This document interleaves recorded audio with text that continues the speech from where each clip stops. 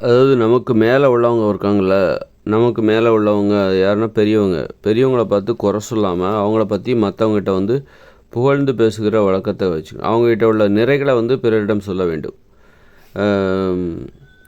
அப்போ வந்து நமக்கு வந்து ஒரு ஊக்கம் கிடைக்கும். அந்த பெரியவர்கள் பெரியவர்கள்ட்ட வந்து நமக்கு ஒரு பாதுகாப்பு. எப்போவுமே குறை சொல்லிகிட்டு இருக்காமல் குறை சொல்லுகிற வழக்கத்தை மாற்றணும்.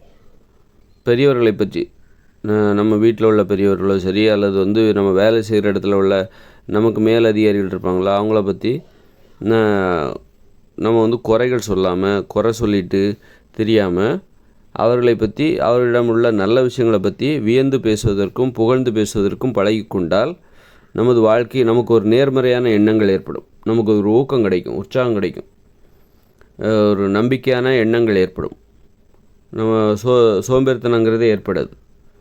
எப்போவுமே வந்து அந்த மாதிரி குறிப்பாக நமக்கு மேலே உள்ளவங்க, அது குடும்பமாக இருந்தாலும் சரி, வேலை பார்க்குற இடத்துலையும் சரி, நம்ம ஒரு தொழில் செய்கிறோம்னா அதுக்கு நமக்கு மேலதிகாரிகள் இருக்காங்களோ அவங்ககிட்ட உள்ள நிறைகளை நாம் சொல்ல கற்றுக்கொள்ள வேண்டும்.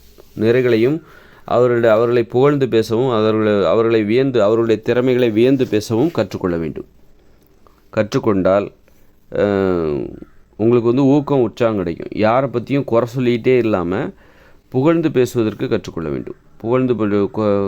புகழ்ந்து பேசுவதற்கு வியந்து பேசுவதற்கு கற்றுக்கொண்டால் நமக்கு உற்சாகமாக இருக்கும்.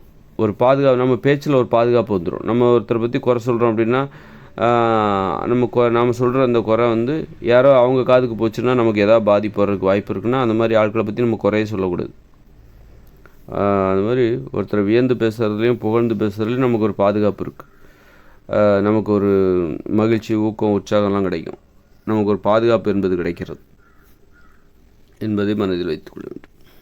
நமக்கு மேலே உள்ளவங்கள, அதாவது நம்மளை விட பெரியவர்கள், நாம் யாரை சார்ந்திருக்கோமோ அவர்களை பற்றி நம்ம குறை சொல்லிகிட்டே இருந்தால் அவர்கள் சொல்லுகிற வேலையை செய்யணுங்கிற ஆர்வம் வராது. ஒரு ஒத்துழைக்க முடியாத ஒரு மனப்பான்மை வந்துடும், சோம்பேறித்தனம் வந்துடும். அதனால் நமக்கு மேலே உள்ளவங்க, நம்மளை விட பெரியவர்கள், அவர்களை பற்றி நம்ம வந்து அவர்களை பற்றி புகழ்ந்து வியந்து பேசணும். அப்போ தான் வந்து வியந்து பேசுனீங்கன்னா அவங்க சொல்கிற வேலையை நம்ம செய்யணும். அப்படின்னா நாமளே சொல்கிறோம் அவங்களுக்கு, அவங்க ரொம்ப திறமையானவங்க அப்படின்னு சொல்லிட்டு நாமளே சொல்லும்போது வியந்து பேசுகிறோம், புகழ்ந்து வேற பேசுகிறோம். அப்படி இருக்கும்போது அவங்க சொல்கிறத நாம் செய்யத்தான் செய்வோம். செய்ய மாட்டோம் அப்படிங்கிற எண்ணம் நமக்கு வராது. அதனால் நமக்கு சோம்பேறித்தனங்கிறதே என்னென்னா ஒரு ஒத்துழையாமை மனப்பான்மை தான். சோம்பேறித்தனங்கிறது ஒரு ஒத்துழையாமை மனப்பான்மை. பிறர் சொன்னால் அதை கேட்கக்கூடாது. அது காரணம் பிறரை பற்றி நம்ம வந்து குறை சொல்லிக்கிட்டு இருக்கிறோம். நாம் குறை கண்டுபிடிக்கும். அப்படிப்பட்டவங்க சொன்னால் நாம் ஏன் கேட்கணும் அப்படிங்கிற எண்ணம் தான். அதனால் நமக்கு மேலே உள்ளவங்க சொன்னால் நம்ம வந்து அதை வந்து விரைந்து செய்யணும், ஆர்வத்தோடு செய்யணும், ஊக்கம் உற்சாகத்தோடு செய்யணும். அப்படின்னா அவங்கள பற்றி புகழ்ந்தும் வியந்தும் பேச கற்றுக்கொள்ள வேண்டும். அவர்களிடம் உள்ள நிறைகளை நம்ம வந்து குறிப்பிட பழகிக்கணும். சந்தர்ப்பம் கிடைக்கிற இடத்துலலாம் பதிவு பண்ணிகிட்டே போனால் நமக்கு ஒரு ஊக்கம் உற்சாகம் என்பது இயற்கையாகவே கிடைக்கும்.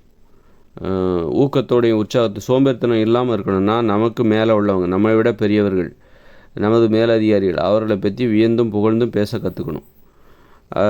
அதுதான் வந்து அது ஜால்ரா அடிக்காமல் உண்மைகளை பேசினா போதும். உண்மைகளை வந்து அவங்ககிட்டையும் சொல்லலாம், சம்மந்தப்பட்டவங்ககிட்டையும் சொல்லலாம். சம்மந்தப்பட்ட அந்த மேலதிகாரிகளோ அல்லது பெரியவங்களோ அவங்ககிட்டையும் சொல்வதற்கு வாய்ப்பு கிடைச்சா சொல்லலாம். மற்றவங்ககிட்ட பேசும்போதும் அந்த நிறைகளை வியந்து பேச கற்றுக்கொள்ள வேண்டும். நம்ம பேச்சு வழக்கமே அப்படி தான் இருக்கணும்.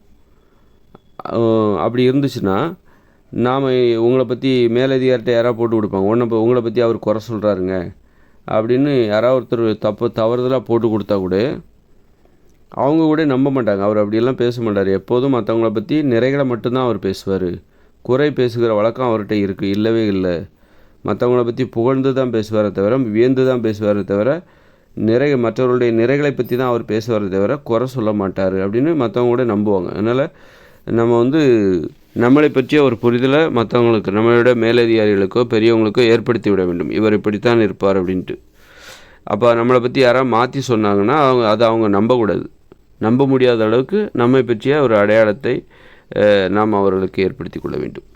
இதெல்லாம் வந்து ஒரு தொழில் செய்கிற இடத்துக்கு இது ரொம்ப பொருந்தும், ரொம்ப அவசியமாக இருக்கும். தொழில் செய்கிற இடத்துல இது ரொம்ப அவசியம். நம்முடைய மேலதிகாரிடம் பற்றி நம்ம எப்படி நடந்துக்கணும், மேலதிகாரிடம் எப்படி நடந்து கொள்ள வேண்டும், அவர்களை பற்றி எப்படி பேச வேண்டும் என்பதை தெரிந்து கொள்ள வேண்டும்.